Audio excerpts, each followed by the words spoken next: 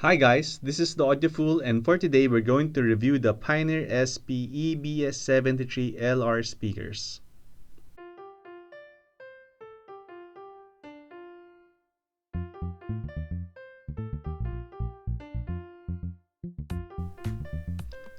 Well, that was a mouthful, but these are nice looking speakers, not your typical boxy shape and not your typical bookshelf.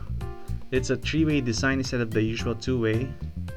This was designed by Andrew Jones, who is currently the most popular speaker designer right now. Actually, he's the only speaker designer that I know or it comes to my mind right now, and can't really think of anyone else. But it's probably because of ignorance rather than anything else. Anyway, it has a coherent source transducer, which basically means it has a tweeter in the woofer. In this case, the 1-inch silk dome is situated inside the 4-inch aluminum woofer, and this results to better imaging and timing. This is similar to designs of Tannoy and KEF, and it really works very well. And in fact, Andrew Jones decided to include this in his UB5 and Adante designs for Elac. Underneath is a 5-inch woofer to do the less directional lower frequencies, and on top is another CST for Atmos duties. At the back we have the two binding posts, the bottoms for the three-way and the top one is for the another two-way. So I suppose I have to call this speaker a 5-way then. Looks wise, some people don't like it. I kind of do like it. It doesn't look bad. The Elac debut looks worse. And I think it's quite passable for a $500 speaker. So let's go on to the music. First, we're going to compare to the KEF LS50s. And at thrice the price, I'm not really expecting a fair fight. For Trials of the Past by Subtract, the Pioneers made the first and second note okay, but the third note started to trail off. For the KEF LS50s, the third note also didn't make the full SPL levels at the third note, but it lost more extension to the Pioneers. The first note for the KEF LS50s are actually a bit tighter, but ultimately I preferred the Pioneers for the song. For Frank Sinatra's I've Got You Under My Skin and the duet with Bono, the KEF LS50s had more forward vocals. And in terms of timing and pace, the LS50s were slightly faster as well. The Pioneers came out a bit relaxed and the horns were in a slightly lower pitch. In terms of soundstage, the Pioneers had a slightly smaller soundstage, but it had a little bit more spatial depth. For Norah Jones, Don't Know Why, again, the LS50s had more forward vocals, and you can also hear slightly more detailed vocals. Norah Jones was slightly more airier, slightly more coarser, and you can also hear this in the snare drums. The Pioneers were, again, a bit more relaxed, and it sounded cleaner, although it sounded a little bit too clean for me.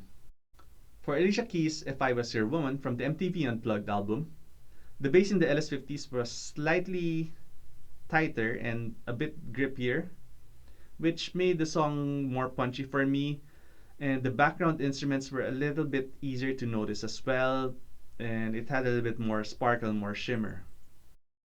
For Pints of Rome by Respighi, the Pioneers had more spatial depth and there's more space between the instruments, but it felt a little bit too relaxed, too restrained, a little bit too prim and proper compared to the wide awake and fiery LS50s. So the LS50s just had a little bit more spit and shine, a little bit more sparkle and brilliance, and ultimately more exciting for me. 1 out of 5. Versus a speaker costing 3 times as much isn't bad at all. That said, I still prefer the looks and sound quality of the LS50s. So if you have $1,500 and you're choosing between a pair of LS50s and three pairs of the Pioneers, I definitely would recommend going with the LS50s. Next, we're going to compare to the Elac B6 for Trials of the Past by Subtract. The bass in the Elac B6 is just monstrous and almost gets the third note perfectly. I just have some trouble with the echoes. For me, it decays a little bit too long, and the sound is just much more crispier in the Pioneers. For I've Got You Under My Skin, if the Pioneers sounded relaxed versus the LS50s, this time the B6 are the ones relaxing if you compare it with the Pioneers. The bass is just a bit too much in the Elacs, and the sound is just much more cleaner and more neutral in the Pioneers. For Nora Jones, it's a clear win for the Pioneers. There's no overpowered bass, there's more clarity, and there's more separation between instruments. For Alicia Keys, again, there's more separation and there's a bit more clarity, and so you can easily hear the background instruments. And while it doesn't have the heft of the bass of the B6, the tighter bass actually makes a more deliberate punch for me. For Pints of Rome by the Spiggy, the Pioneers sound a little bit more cleaner. The separation between the instruments are a little bit wider, and as well as the soundstage and the spatial depth is a little bit more. That said, the B6 can actually keep up with them, although the Pioneers do sound a little bit better. So one song lost out of five against a speaker half the price isn't bad. And I certainly would choose the Pioneers over the Elac B6 in terms of looks and sound quality. So if you have $500 and you're choosing between a pair of Pioneer EBS73s or two pairs of the Elac B6, I would suggest you go with the Pioneers. Quickly going over the home theater application, I actually use these as my home theater speakers, and I specifically chose them because I needed bookshelves which are good in music, as well as being able to do Atmos. In-ceiling speakers actually do Atmos better in terms of heights localization and imaging, but it was off the table in my case. Or rather, it was off the ceiling. But the reflection-based Atmos is actually not bad, and it's quite effective, and I much enjoyed it over the normal 5.1s without the Atmos. So it's not as good as the in-ceiling speakers, but it's still a very, very good Atmos.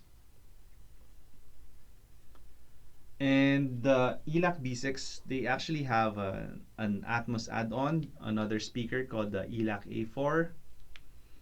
But it costs another $250, so $500 versus $500, so it's a no-brainer for me. Go with the Pioneers.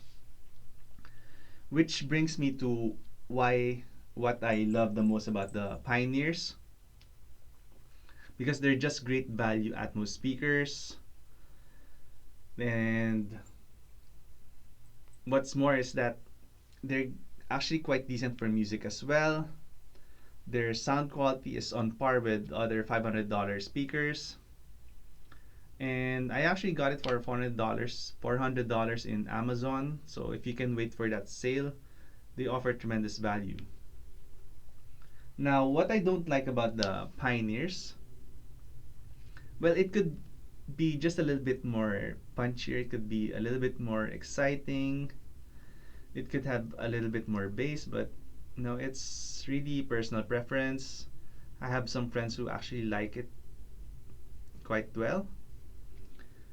And another thing I don't like about it is that the Atmos speaker gets dusty, even with the grills on. So if you're not going to use it, maybe you can have something drape over it or cover it so the dust won't go to the speaker. And what I hate the most about it is that if you're not gonna use the Atmos speaker, well, the value is lost. It's just another $500 speaker.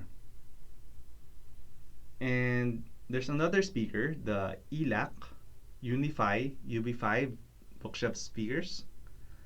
And they are also designed by Andrew Jones. They are also three-way. They are also a speaker within a speaker, or the concentric speaker. They are also costing $500. And they also go on sale sometimes for $400. And for me, it sounds a tad better. There's a bit more bass, there's a bit more extension, the bass is a bit more tighter, and it sounds a little bit more exciting.